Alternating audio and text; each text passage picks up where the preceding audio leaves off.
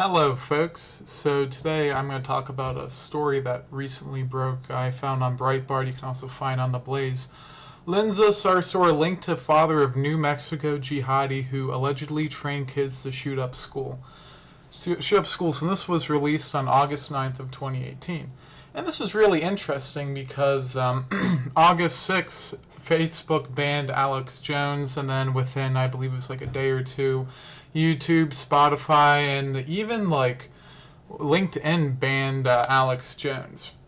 And this was really interesting because this story, which just about no major news sources are really making a huge deal about it, other than like Breitbart and some of these like sort of smaller online publications. And this is just like really huge. They're training people to shoot up schools, and this guy was a radical jihadi, and his father is like this. I think he's like an imam, and he like Linza Sarsour was talking about him, and there's a lot of really weird stuff going on, and it's not even all out yet because it's August 11th when I'm recording this, and most people on the news are more focused on just trivial stuff like the Russia collusion conspiracy theory and the Omarosa book that got released.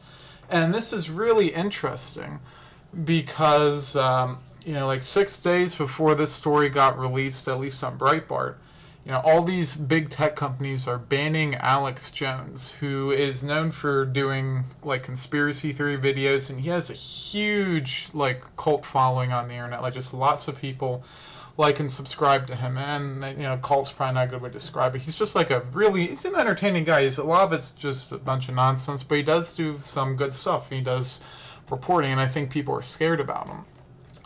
And the fact that this happened like 3 days before the story broke, it really makes you think, because Facebook, Google, all these big tech companies, they're pretty in bed with the federal government. Like, I think I saw something about that. Like Facebook's been just going on and in like Congress and talking about how much information they really have. And I'm sure they have more that we, the regular citizens, don't even know about. And with this information being like leaked, they probably knew about this story possibly days ahead of time, maybe in a couple weeks, and they probably all got, and they could have, I don't know what happened because I'm not in Facebook or YouTube, but they could have got ahead and said, hey, this guy, he needs to be stopped. He might go and release this video. And of course, Facebook and YouTube and all these, these big tech companies, masters of the universe is something I've heard brought up before. They probably don't want Alex Jones to spread this video because it would hurt their interests. And this is a particularly bad time for, like, interesting time to go and ban Alex Jones, because this is, a couple months before, or a few months before the November 2018 elections. And that's one major thing. A lot of these these big tech companies are, they're very left of center politically, and this would hurt them if something big like this got released.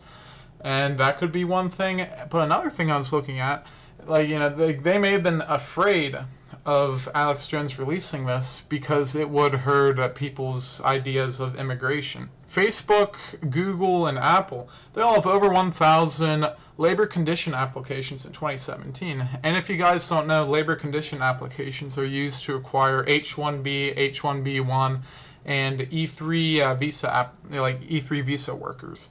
And these workers, more colloquially known as, these are like immigrant labor, specifically for big tech. Well, not big tech, but just for like a lot of times computers, I think the term specialized labor. So you get a lot of like people from other countries coming in, and they work in relatively high paying fields like computer, software engineers and whatnot. And Google, Facebook, and Apple all have over 1,000 of these applications out there. Now, how many actual visa workers they have, I'm not entirely aware of this, but I know they're in like the top, I think, 50 for just applications. And I think like Apple and Google were like even higher than that. The data shows that these companies, at least in 2017, like Google has over 3,000 of these. Amazon has 2,400. Apple has They have over close to 1,500 of these applications, and this would be a major detriment to their workforce, and that's probably why they want to go and censor this. So this really makes people have to go and double take on this. This is a really big deal. They have a school shooter training camp. It's not even just a jihadi training camp. It's a school shooter training camp in New Mexico. And like, why isn't the media making a big deal about this? We see them making a big deal whenever there's a school shooting coming up, but they don't make a big deal about this issue over here, which is probably even more important, because how many of these people were related? Was there any sort of school shootings that could be attributed to this sort of group? Are there more of these groups out there? How did these people get in? How did they get caught? These are all really good questions, and I think in the next few days or weeks we could start finding out. Was there any involvement from foreign governments, or God forbid domestic? I don't know. This is stuff that we as the people need to go and start asking. We need to start digging about this instead of worrying about some rude words that Trump said allegedly in 2004 to 2014, or worrying about some Russia conspiracy theory. Why aren't we worrying about these things, which could actually have a detrimental effect on children's lives? Why aren't we questioning questioning our vetting process if we allow people like this to I'm not even sure if what this guy's status is, the person who actually did this. I don't know if he was a U.S. citizen. I don't know if he was a immigrant. I don't know what this is. I don't know what his father's role has to do with this, but I think I was reading the article, and allegedly he was called a unindicted co-conspirator of the 93 World Trade Center bombings and a prominent leader of the Muslim Alliance in North America. So he's deep within the Muslim community. Do we have to have a conversation about radical preachers? Because this isn't the first time there's been one of these things going on. What are we going to do? And right now this is, no one's really talking about this outside of just small Facebook groups. And I think that we need to go and message people about what's going on, especially given the fact that Alex Jones was banned 3 days before this. I don't think that's a coincidence, because Alex Jones has been doing more or less the same thing for the past 5-10 years, and then they just decide now to go and do this. This could just be about the elections, but I find that the timeline of these events is a little bit suspicious, and so should you. So what should we do about this? I don't know. Call your congressman, I guess. I don't even know what they'd be able to do, because Facebook's a private company. But the one thing that people keep forgetting with Facebook is the Digital Millennium Copyright Act. There's a certain provision in there where you have the content hosters have to be they can't go and put their editorial input or something in there. I'm not too familiar with law, but basically what I think it was.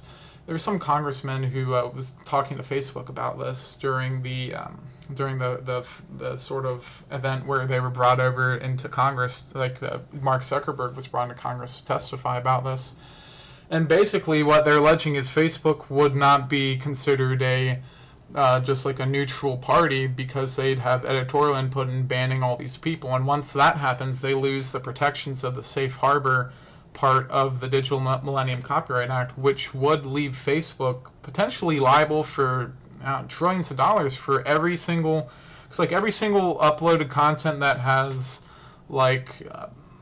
information on it that was taken from another copyright holder. So let's say someone uploads an episode of King of the Hill on YouTube or Facebook, which there's whole accounts that just do nothing but stream content from movies and stuff. Every single one of those people would be able to go and bring down the full force of the DMCA, and even these big multi-billion-dollar companies, they won't be able to survive. Just the amount of fines they would get, they would go under in a day if this safe harbor part was taken off of the Digital Millennium Copyright Act. So I think that this is something that could be taken. I don't know how that's going to play into it, but I know that that Mark Zuckerberg was I believe he was the one. There was an article saying that he was the one who specifically banned Alex Jones. So maybe just getting rid of him and then like making them, maybe some sort of antitrust methods too could be brought against these companies. But anyways, I thought that was just something interesting. If you'd like to look more into this, I'll put links in the description to the article. But stay safe. See ya. Stay safe.